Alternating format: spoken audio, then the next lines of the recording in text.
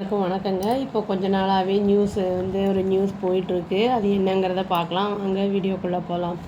இவர் ஒரு catering service வச்சு நடத்திக்கிட்டு இருக்காங்க. அவங்க பேர் மாதம்பட்டி ரங்கராஜ் அப்படின்னு சொல்லிட்டு அவங்க சினிமாலேயும் இப்போ ஒரு சில படங்கள்லாம் நடிச்சிருக்காரு. குக் வித் கோமாளியில் கூட அவர் வந்திருக்காரு அப்படின்னு சொல்லப்படுது. அது கொஞ்ச நாள் முன்னாடி ஜாய் கிறிஸ்டலா அப்படிங்கிறவங்க என்ன சொல்லியிருக்காங்கன்னா, இவங்க ஒரு 2 இயர்ஸாக இவரோட ரிலேஷன்ஷிப்பில் இருந்தேன் அப்படிங்கிற மாதிரி சொல்லியிருக்காங்க. ஆல்ரெடி இவருக்கு மேரேஜ் ஆகிருக்கு, 2 பசங்களும் இருக்காங்க. அவங்க ஒய்ஃபு லாயரு. அவர் ஜுடிஷியல் செப்பரேஷன்லாம் இருக்கேன்னு சொல்லியிருந்திருக்காரு. இது டிவோர்ஸ் இனி ஆகலை ப்ராப்பராக. ஆனால் இவங்க மேரேஜும் பண்ணிக்கிட்ட மாதிரி வீடியோஸ் எல்லாம் போட்டிருந்துருக்காங்க. அவங்க பர்த்டேக்கு விஷ் பண்ணுற மாதிரி அந்த மாதிரிலாம் போட்டிருக்காங்க. நான் என்னது இதுலேருந்து நான் சொல்ல வரேன்னா, அவங்க ரைட்டு இவங்க தப்பு அப்படிங்கிறதெல்லாம் நான் எதையும் சொல்ல வரல. இதில் அந்த நம்ம ப்ராப்பராக ஒரு அஃபேரில் நம்ம மேரேஜ் பண்ணிக்கணும் அப்படின்னு நினைக்கிறோன்னா, நம்ம ஒரு ஃபேமிலியில் இருக்கோம்னா அதை லீகலாக டிவோர்ஸ் பண்ணிவிட்டு அப்போனண்ட்டும் லீகலாக டிவோர்ஸ் பண்ணிட்டாங்களா, அவங்களுக்கு வேறு எந்த ஒரு அஃபேரும் இல்லையா, என்ன ஏதுன்னு தெரிஞ்சுக்கிட்டு நம்ம போய் அந்த இதில் ரிலேஷன்ஷிப்பில் போய் மேரேஜ் பண்ணிக்கிறது நல்லது.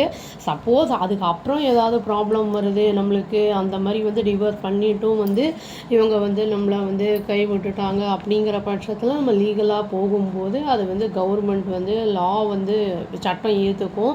நம்ம அந்த மாதிரி லீகலாக அவங்க டிவோர்ஸ் பண்ணாமல் இருக்கும்போது நம்ம அப்படியே மேரேஜ் பண்ணிக்கிட்டோம், அதுக்கு ப்ரூஃப் எல்லாம் ஒன்றுமே இல்லை அப்படிங்கிற பட்சத்தில் சட்டம் அதை ஏற்றுக்காது. சட்டத்துக்கு எப்பவுமே எவிடன்ஸ் மட்டும்தான் தேவை. கன்சீவ் வேறு ஆயிருக்கேன் அப்படிங்கிற மாதிரி சொல்லியிருக்காங்க.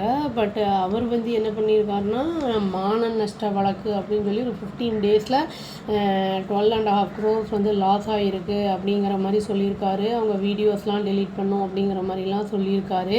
இவங்க அதுக்கு என்ன பண்ணுவாங்கன்னு தெரியல, முடியாது அப்படிங்கிற மாதிரி சொல்லிகிட்டு இருக்காங்க. பட் இவங்களுக்கு இனிஷியல் தான் வேணும் அப்படிங்கிற மாதிரி சொல்கிறாங்க. நம்ம இது முன்னெச்சரிக்கை நடவடிக்கை எடுத்து ப்ராப்பராக எதுவுமே பண்ணால் மட்டும்தான் இந்த மாதிரி வழக்குகளில் நம்ம சிக்காமல் இருக்க முடியும். இது சின்ன பசங்கள்லாம் இந்த இருக்கிறவங்கெல்லாம் கூட அந்த மாதிரி பெரிய மேரேஜ் ஆனவங்க ட்ராப் ஆகிறதுக்கான வாய்ப்புகள்லாம் இருக்குது. அதனால் நம்ம கொஞ்சம் குழந்தைங்கக்கிட்டலாம் கூட இதெல்லாம் நம்ம ஃப்ரெண்டாக பேசும்போது அவங்களுக்கும் இதெல்லாம் கொஞ்சம் தெரிய வரும், கொஞ்சம் உஷாராக இருப்பாங்க அவங்களும். இப்போ இந்த குழந்தைங்க ஃப்யூச்சரை பார்த்து இவங்க என்ன டிசிஷன் எடுக்க போகிறாங்க கோர்ட்டு அப்படிங்கிறது தெரியல.